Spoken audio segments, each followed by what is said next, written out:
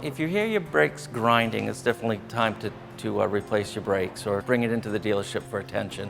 However, we do, on our services, as part of the multi-point inspection, check your brakes visually. First indication is most all brakes nowadays have wear sensors on them, where you'll start to pick up a squeal noise that will dissipate as you apply the brake, the harder you apply the brake.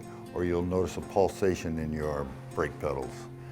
With today's four-wheel disc brakes, you don't notice a low pedal so much as you do in the days when they had brake shoes, because brake shoes were adjustable and disc brakes are self-adjusting, so it always feels like you have a solid pedal, even to the point where your pad material is down to a 32nd or less. It's still going to feel like you have a good solid brake.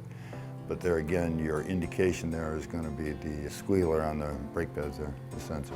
The obvious danger of putting off is brake failure. I mean, you get to a point where the brake pads, like I say, nowadays they always feel good and solid, and you can have a 32nd or less and feel like you have good brakes, and in a very short time that 32nd can turn into metal on metal. So then your repair just becomes that much more expensive at that point, not to mention you don't have the braking power.